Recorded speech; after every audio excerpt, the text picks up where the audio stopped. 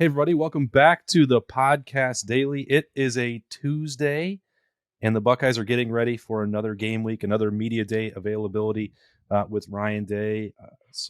See how many players show up, and at least one coach, I believe Perry Eliano, will be joining us in the team room for some conversation on a Tuesday of a game week in the Woody Hayes Athletic Center. That's Bill Landis. I am Austin Ward. It's a Tuesday pre-press conference preview. What do you need to hear outside of another update about Jaxon Smith-Njigba? I still want to hear. Yeah, I want to know what's happening with him. It doesn't seem to me like it's anything super, concerning or long term. But they have a buffer here, I think, to kind of get him ready if they need to. I have a lot of questions particularly about the offense. The defense was really good. I think I didn't come out of that with a bunch of glaring questions about them. Just kind of curious to see them do it again. And I guess Arkansas State maybe is not the best gauge of that. Although they do have, I was looking some stuff up about them. They have quite a few Power 5 guys on that roster, including Brian Snead, but there's a handful on both sides of the ball. So I don't know. There's some talent there. I'm very curious about the running back situation, more than I thought I would be, frankly, coming out of that game. And it's not that Trevion Henderson played poorly. I don't think that he did. I just think Mayan Williams was a little better, and maybe that's more even than I believed, than maybe you believed, and I'm wondering if the staff believed coming into the opener. So it's not like a controversy because they have two really good ones, but maybe if they're thinking any differently about how that breakdown looks, given how Mayan ran against Notre Dame. Yeah, you and Berm brought this up on Monday on the Podcast Daily. Sort of, if there had been a fifth quarter, what would have happened in this game? Because Ohio State was starting to assert its will. And I think in some ways, Mayan Williams was the beneficiary of that because the offensive line really started leaning on Notre Dame, moving the line of scrimmage in a way that they weren't earlier on. And I think that Ryan Day had also adjusted a little bit of the play calling. That's not to take anything away from Mayan Williams because he was making the most of that opportunity and running with some real reckless abandon and getting the pads down and being hard to tackle. So that's not to diminish that in any way, or Trevion Henderson. I think there were parts of that game as well where Trevion was also playing with so much physicality that it was coming at the expense of his health.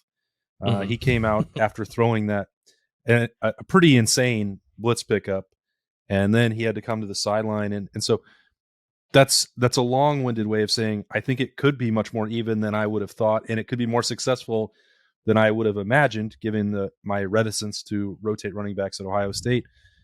But it's a benefit in that if Trevion Henderson does pick up some sort of issue, there's not a lot of leeway with the numbers on that Ohio State roster, but Mayan Williams looks like more than capable of being a starting running back pretty much anywhere in the country, including at Ohio State. The thing you want to avoid at all costs when you're doing something like that is any kind of significant drop off with the second guy who comes in. We talked about that a lot with the defense at a couple of different positions and just how it was noticeable last year. Frankly, it was noticeable on Saturday night. The couple of times they brought in some different defensive linemen against Notre Dame. When you bring in Mayan, I mean, at the moment, I don't notice much of a drop off. It's different, but they're equal styles, or their styles are equally effective. So as long as the job gets done, I suppose it doesn't matter who does it. And if the long-term benefit is, again, you have like a healthier Trevion Henderson, later in the year than maybe you had last year, then I think that's a good thing, as long as Trevion can come to terms with a life where maybe he's not getting the ball 20 times a game. I think if both guys can get it, a dozen or so times a game, I think that could be really good for both of them. Yeah, the first question is still going to be to Ryan Day on Tuesday at noon about the status of Jaxon Smith-Njigba. And I'll tell you right now that his answer is going to be, we expect him to play on Saturday. I don't think that necessarily means that he will. And in fact, there's probably a case to be made that he shouldn't, even if he could. He tried to go. We know it's not serious because he kept sprinting down the sideline. He got on the exercise bike. Clearly there was something that wasn't right. We'll see exactly what the evaluations reveal a couple days out from that happening on Saturday night. But I would be surprised even if Ryan Day or when Ryan Day says we're going to get him back to practice soon, we expect that he could be available on Saturday.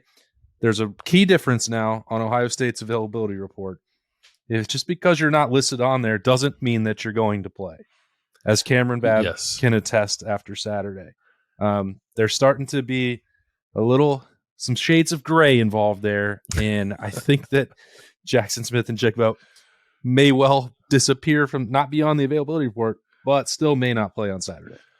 Yeah, he might get the was it Jordan Hancock? Jordan Hancock and Cameron Babb was not on the availability report, but then when you look down on the sideline during the game, he was wearing like sweatpants.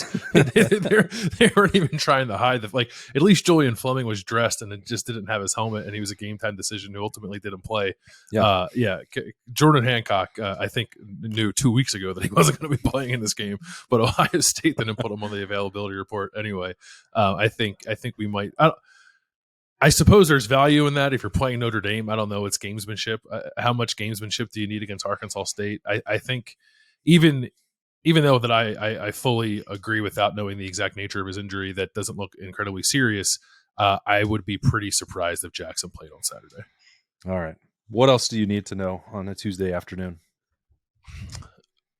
I wonder a little bit about Ryan Day's play calling philosophy sometimes, and I feel like maybe this is the right time to have the conversation because there's a little bit of a lull in the schedule, we think, for the next 2 weeks. Like there are just times where it doesn't feel like that he trusts the run game enough. And maybe is a little slow to adjust to the ebbs and flows of a game. And it just felt like against Notre Dame that I don't know if it took some convincing or he just needed to see it a few more times, but I think it was pretty evident to everybody else watching the game. Like they did not run the ball probably as much as they should have early on in that game, especially in a world where they didn't have Jaxon Smith-Njigba. And maybe these are conversations we haven't had with Ryan Day before, but I'm a little curious now that we're removed from it. Maybe he'd be more willing to talk about it, sort of what his mindset was going through that game without Jaxon, seeing the passing game being a little wonky. And I even think after the game, he said himself, like, maybe we got away from the run a little early. With the benefit of hindsight, I'd like to explore that with him a little more because I felt the same way watching the game. I'm trying to remember what point it was in the game. It must have been early in the third quarter where we were talking in the press box. And I don't remember what exactly prompted it. It was like, is Ohio State not running the football well enough? Do they need to do something different? And I looked at the stats, and at that point, Mayan Williams was averaging 5 yards a carry, and Travion was averaging 6.1. And I know that that's not the be-all, end-all for evaluating things, and they can be skewed by one or two long runs, but there was an effective running game already there, and Ohio State just wasn't trying it as much as they should. The other part of this, the way that first half worked out, and Notre Dame's success with one really long drive and early 3-and-outs and all that stuff for Ohio State, there weren't that many possessions in that half, and so we were dealing with a super small sample size. I think the only reason that we ask this question beyond just what happened on Saturday night is because we all covered the 2020 Big Ten championship game against Northwestern, where if that adjustment had been made right off the bat, then Trey Sermon might have ran for 1,000 yards in that game. I mean, it was like there was no chance that Northwestern could stop him, and they knew that would be the case. Like that was what they chose to give up. They still just couldn't stop it. Notre Dame, clearly Marcus Freeman came in with a plan to sit back in a little bit of a shell and not let CJ Stroud beat them deep. And it's the same sort of deal that Northwestern used. And it took a while into that second half, and certainly that drive in the fourth quarter where Ryan Day and the Buckeyes really committed to it. And then also the offensive line had started gaining more confidence and was asserting itself more physically. And then you saw what happened there. And certainly you look at 21 points, and also pretty coincidentally 22 points against Northwestern 2 years ago in that Big Ten championship game. Seems like a common theme. It does, and they won the game, and I guess when you're playing a game like that might be all that matters when it's a game of that magnitude. You're not necessarily looking for style points, but you also don't want to come away thinking that your head coach is kind of devolving into some bad habits when stuff like that happens, and I think you could rightfully feel that way after the game we just watched, the Northwestern game, like you mentioned. I felt like it happened at times last year, even like the Minnesota game last year, the opener. With a brand new quarterback, it felt like they weren't committed to the run as they needed to be. The one thing I'll say about Saturday night's game, though, like Mayan and Trevion, I think, were doing a really good job of sort of making a lot out of a little, because I don't think the offensive line was playing all that well in the first half. They were pretty good in the second half, and borderline great in the fourth quarter. But they weren't really leaning on Notre Dame in that same kind of way in the first half, and it wasn't super clean, but they were still getting the yards, like you said. I think at one point, like, Mayan was like 7 yards and Trevion was a 5. Like, it wasn't, and I don't believe they had a negative run for the entire game. So I don't know. I don't know what kind of identity this Ohio State team is going to take on. Obviously, with CJ and we presume a healthy Jaxon sooner rather than later, they're still going to throw the ball a lot. But I wonder a little bit if the way they're able to finish that game out on Saturday might plant a little bit of a seed in Ryan Day's head about maybe this team can be not quite as pass heavy as it was last year. The other key injury situation, or we don't know if it's an injury, I guess. You guys touched on it on Monday as well with Luke Whippler leaving in a boot. Not sure that we'll get a very definitive answer about that either. At least as this week progresses, we'll see. Would your guess, Bill, still be Matthew Jones moving to center if that need presented itself? Or what do you think the shuffling might look like if they had to do it? Because, again, it's Arkansas State. We're probably going to see some different combinations anyway. That would be my guess. Matthew Jones moves to center. And I guess I meant to talk with Berm about this to kind of get his thoughts, but I'll ask you too. So when Matthew Jones had to leave the game for a second, Enoch Vimahi came in to play guard, but Josh Fryer was also wearing number 41. Like, he couldn't have come in and played guard wearing that number if they wanted to put him in there. I guess they could have done a quick jersey swap, but knowing what I know about the tightness of football jerseys, I think that'd be pretty difficult. But like, when you saw Enoch go into the game at that point, did you think to yourself, like, okay, there's the clarity, Enoch is the first guard in and maybe Josh is the first tackle in? Or do you think there's more wiggle room there provided Josh Fryer wears a normal lineman jersey? Yeah, I don't think that I actually got the clarity I wanted. The time that we saw that, right, that was in, Josh Fryer was in there for the final touchdown, and Enoch Vimahi come out. I thought, like, well, if they gave Josh Fryer the 41, to me that tells me he's the 6th offensive lineman. Right. And I know he can play both guard and tackle. And I wonder if they're just like, well, we're in this situation, that's the personnel grouping, so now we need number 7 to go in at guard, which is sort of where I think Enoch Vimahi is. So I thought we'd get some clarity out of a situation like that, but I don't feel like I did. Yeah, I think that's probably something we could ask to get clarified from Ryan Day, and I think he would answer that on Tuesday. I will say, because my assumption would be that Josh is the 6th guy too. They put Enoch in the game when they're trying to close out what at that point was like a 13 or 12 play drive that had gone like 90 yards or something like that. And the first play they called with Enoch in the game was a counter where he and Dewan pulled, and Enoch had to like knock out that guy on the line of scrimmage, and he did it. He and Dewan made a massive hole for Mayan Williams, and Mayan ran for, I think it was 12 yards or 15 yards. So I give Enoch a lot of credit for stepping in there and them calling his number basically, and he delivered there. So maybe that helps him too if they are in a situation where they want to, even if it's not that maybe Luke Whippler plays, but they get up enough that they want to get a guy out early and then maybe give Matt Jones a little center work. Maybe Enoch showed enough in those couple snaps against Notre Dame to warrant putting him in there first at guard. Well, I know that, Ryan Day, Kevin Wilson, and that coaching staff, I assume that the same is true for Justin Fry. They really like the upside and the potential for Enoch Vimahi. And when they were able to, when that decision was made, the Vimahi family said, well, he's not going to go on that mission. That was a huge deal in the Woody. They think that he's an NFL guard, or they have for a while. I don't know if anything has changed on that front. I don't think it has. Sometimes it just takes a little bit longer. Enoch was not the most physically imposing offensive lineman when he got here, and that's a developmental spot. They've not given up on him in any way, shape, or form. So if they need him to play guard this year, I think he can do a more than serviceable job of that. This was all hypothetically brought up by what may happen. Luke Whippler is somebody who doesn't need to play a ton against Arkansas State if it's a dicey proposition. We're talking about a 44-point spread in this game. There's a dramatic talent disadvantage for Arkansas State, advantage for the Buckeyes. I made it seem like it would be that easy against Notre Dame last week, and it certainly wasn't. This is a true tune-up opportunity where you pick the score and you also pick what you need to work on. And I think that'll be interesting to see what Ohio State determines that to be on Saturday. What do you think we'll see in regards to the defensive line after a game where there was a pretty stark drop off, I think, once they started getting to like the third string guys. Not that Arkansas State, I think, will make Ohio State pay for that necessarily this week or Toledo Yeah. next week, but Wisconsin will in 3 weeks if they do some of that stuff. Do you think we start to see that get pared down a little bit, or no, because of the opponents they're about to play? It probably won't because of the caliber of the opponent. I think that they will not be concerned about any sort of drop off from 1 to 2 or 2 to 3 in this game, that anybody on that team can go out there and get a win this week and next week. But I think that's part of the problem in some respects. I think I would like to see Ohio State treat it like it's Notre Dame and try to get it over with as fast as possible. I don't know if they will take that approach or not. I suspect that Jim Knowles will in the back seven. We'll have to wait and see if he takes more control over that rotation on the defensive line. I guess I'm skeptical of that until it actually does happen, to take that duty, that responsibility, and Larry Johnson's approach that he's used for a very long time away, or tweak it or whatever.